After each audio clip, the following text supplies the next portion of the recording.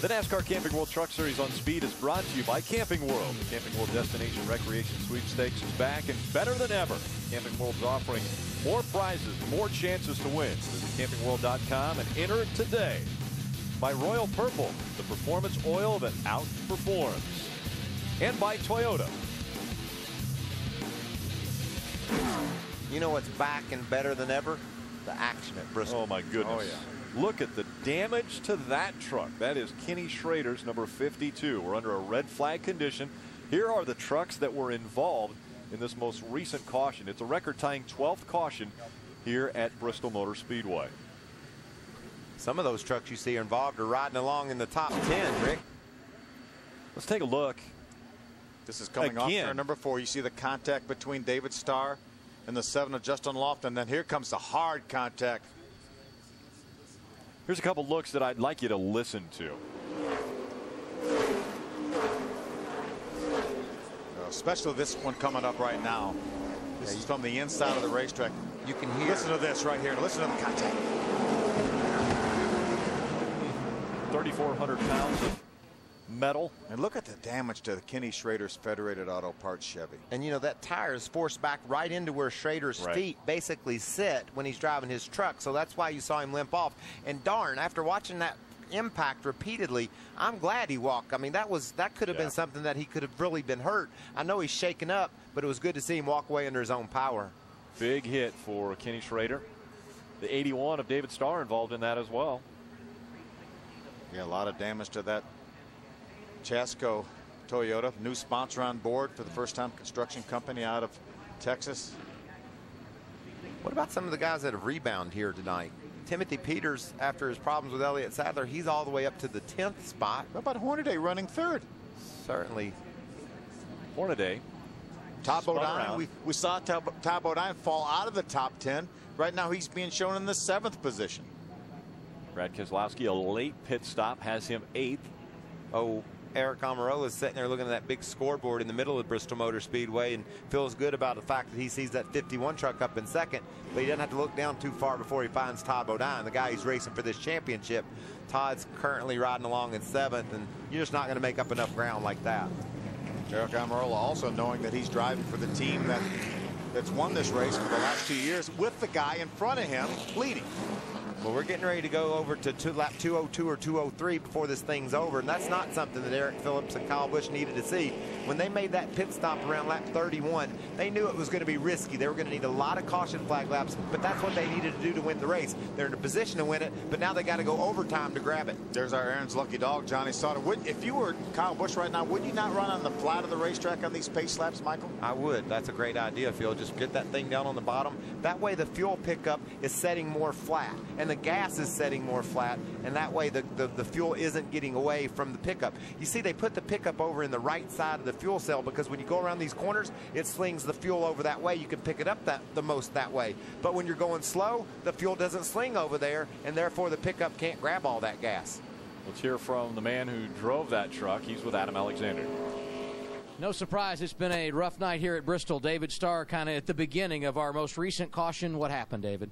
Well, first of all, I ought to thank the Chasco people. Our Chasco contract in Toyota Tundra was pretty awesome tonight, and the 7 truck got into me and got on and spun me out, and I got underneath him. He bounced off the wall. Instead of me getting into him, I tried to stay off of it, and when he bounced off the wall, he came back into me, and it was just, I had too much will into it, just lost it. It's just a shame because our Chasco contract in Toyota Tundra, I thought we was going to get a good finish tonight, but it's not to be, so we gave it all we had. What about the impact with Schrader after he hit the inside wall? Well, it was pretty hard. My back was hurting me already. It was a pretty hard hit. Kenny's okay, hurt his foot, but he told me it was not his fault. I came up to him, so he's joking in there, so he's okay. But pretty hard hit. I'd like to say hi to my wife back at home in Dallas, let her know I'm okay, but just disappointed we didn't get to finish that I thought we was going to get tonight. Thanks, David. Thank you. What about this move, guys? I think Matt Crafton was worried about running under fuel. We saw his truck bobble on the very start. Looked like maybe it didn't quite pick up the fuel, so I think it was a situation where he said, hey, I'm not sure I'm going to be able to go again in this restart. Why not put a little fuel in it? Hey, while we're at it, let's put some tires on. Aren't that many trucks on the lead lap here? 14 on the lead lap. Setzer running 14. Right. You were right. Crafton's truck did sputter, but I want to talk about the 51. Eric Almirola does not have power steering, but he did get on the radio and say, what should I do if the 18 sputters and doesn't get a good restart? They said, soon as you get to that double red line, we're going to tell you that you're at that point, and from there you just go, and we'll figure it out in the end. Eric Almirola going for win number 3 of the season. Adam? And Kenny Schrader coming from the infield care center. Banged up there on your left foot, Kenny. You okay? Yeah, I just bounced my ankle around pedals. Not even my ankle. My ankle's fine, just top of my foot, just sore. Where does that hit rate? Because there was a lot of impact there. Seemed like it at times, yeah. If it wasn't for this little 1 hour here, it wouldn't be bad at all. Thanks, Kenny, and we're glad you're okay. Thank you. 2 big hits for Ken Schrader. Man, this race has gone to lap 203 now. Phil will get the green on 204, have to run to 206. Well, and I'm guessing one guy who's wanting this thing to get underway right away is Kyle Busch in that 18. And just not knowing what you have or don't have in a position to win the race, that's just so painful. And remember, we can do this 3 times. Up to 3 times, attempts for sure. at a green-white checker finish. This will be the 5th attempt at a green-white checker for the 2010 season. You know, Mike Skinner needs to be on his toes here too. If that 18 truck doesn't go, he's got to be able to figure out how to get around him. And here the field comes out of turn number 4. Kyle Busch into the gas. Green flag out. He's got it through 1 and 2. And he's checking out down the backstretch. Does he have enough? How about Tom O'Neill racing up in the top 5 right now? Here comes Hornaday to the inside of Mike Skinner. Got a spin. White flag out as they spin behind him. Caution flag. Kyle Busch took the white flag. We'll see if NASCAR says it's official. Kyle Busch was across the stripe when the accident was happening behind him in turn 4. And listen, you can almost hear it. It almost sounded like checker flag is in the hand of the flag person. Sure enough. Kyle Busch will win 3 in a row at Bristol.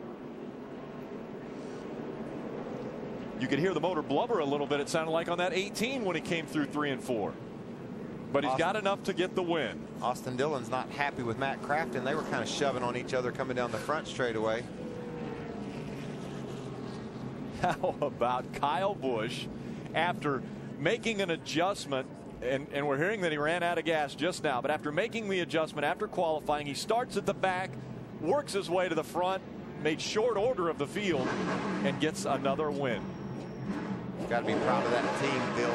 Eric Phillips and the strategy that they used to win the race. Certainly a great call by Eric and those guys that worked so hard for Kyle Busch. We talked at the very beginning of the race. Could Kyle Busch win this race from the back? Had never been one from farther back than 12. We said he could. We all agreed that he could because of how fast that truck is and the fact he had such a good truck. It may take some differing pit strategy. It worked. He pitted early. Well, Eric Phillips was nervous before, but he should be nervous now. He's with Ray. Hey, Eric, there must be some gas left in that thing because he's doing a burnout. Congratulations. A little risky call at the beginning, I thought, but it all worked out. Yeah, it was risky, but track position's so hard here. You know, Kyle won this race last year, got behind that 23, never could pass him. We knew we had to come early. We made a decision this morning. We said if the caution come at 30, we were coming before the incident during qualifying. And the Toyota Tundra was fast tonight, and all my guys did a good job. And we had enough gas to do a burnout in the green-white checkered, and he did a good job saving gas, I guess. Congratulations, great win. The official record book will show this one finishing under yellow. Kyle Busch goes to victory lane 3 in a row here at Bristol. It'll also show Kyle Busch starting on the pole. So sometimes the record book isn't exactly clear because we know that there was a lot that went on for Kyle Busch to get to the checker flag. So this is the problem behind Kyle. Kyle's coming off turn 4 to take the caution flag. There's a spin. The 9 of Max Pappas, the 3 of Austin. They took the white, and he was across the stripe just as this happened. You can see Matt Crafton pushes into Austin Dillon, shoves him up the track. Austin gets into Max Pappas, and that causes the crash, and that's why Austin Dillon wasn't too happy with Matt Crafton. Watch the flag person. That's Sarah up in the flag stand. They are well past the start-finish line. Well past that before the lights come on. The lights come on. Yeah, the lights actually are triggered from the tower. Yep. So that's really what's official. And they were well past the start-finish line when the lights came on. You can see here the crash happens right now, but man, they're traveling 100 miles an hour, and that was in slow motion. You can see how far they are past the start finish. The caution lap just came out. They were really entering turn number 1 when the caution lights came on. And these guys aren't happy. Well, Austin Dillon has had a tough night already, and now to add insult to injury, the 88 gets into him, and it continues. They were a couple of laps down, Austin Dillon was, and Matt Crafton had new tires, and he wanted to go. After the checkered flag fell, Austin Dillon came up and roughed up Matt Crafton a little bit. Boy, a lot of damage to that 3 truck tonight. And the teams just aren't happy. And a lot of teams never walk away from a short track happy. Well, and this is Bristol, remember. And this is Bristol. 19th career win, though, for Kyle Busch. Record amount of cautions here tonight for this race. Yes.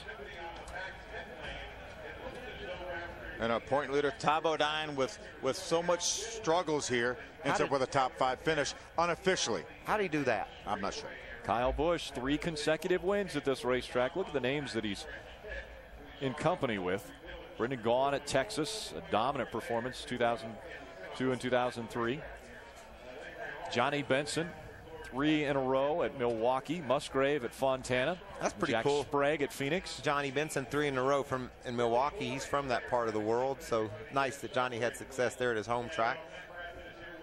Well, you know, sort of. Close, a Midwest. Michigan would be his home track, but he's a Michigander. Milwaukee certainly, and also ran the ASA series at Milwaukee. So, yeah, I'm sure he had a lot of fond memories of that place, especially winning 3 in a row in the truck series. And Brendan Gaughan, he just defined Texas there for a while. Nobody could do anything with him. For 2 years in a row, swept Texas. I know a guy that won 7 races in a row right here. From 1981 to 84, Darrell Waltrip won 7 Cup races in a row. That's incredible. It's really exactly that. Incredible. Well, let's head to victory lane now, and Ray Dunlap. All right, NASCAR.com race view on the front of this truck. Kyle Busch sweating it out a little bit there as we went green, white, checkered. Celebrating win number 3 for the season, and I'll tell you what, you had to be a little bit nervous about the fuel situation. Yeah, we were. I was. Oh, man. It ran out on the second to last restart, and it ran out again on the last restart, coming right there to the line. So I didn't know if I got the white flag or not, but, man, that was close. I tell you what, I can't thank NASCAR.com, Race Review, Track Pass, Toyota M&Ms, Z-Line Designs, Interstate Batteries. NOS is what's powering me to victory lane for this week. It's going to be a lot of racing, but, of course, Electric Sunglasses, Camping World, great series. The fans, of course, coming out here supporting Bristol on a Wednesday night. That's pretty awesome. And our other partners on board, Flexco, of course, Toyota. Don't forget, you can win my Tundra.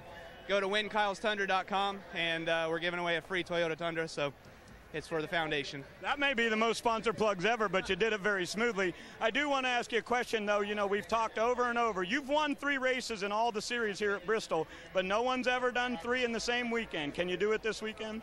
I was very close last year. I won the truck race, didn't win a nationwide race, got wrecked there, but won the cup race. So I don't see why not, Ray. You know, I feel like my chances are pretty good. I love racing here, and Bristol's always so much fun. So, you know, I can't wait to get going. But again, NASCAR.com race view, you get 18% off from the rest of this weekend on a purchase of Track Pass subscription. Sounds like a good deal to me, and congratulations to you. Kyle Busch back in victory lane. Let's go to Adam.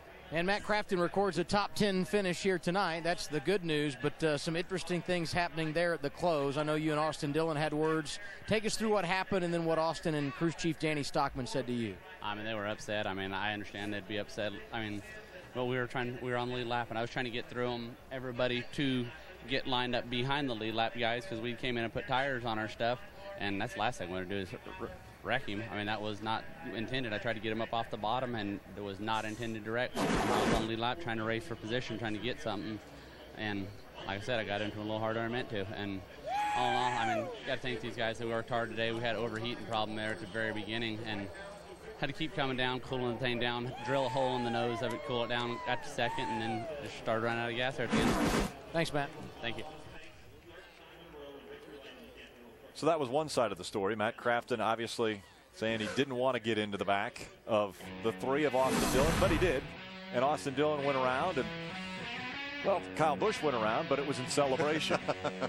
Celebrating 3 in a row from Bristol. Can he win all 3 in Bristol? Well, that'll be the big question now.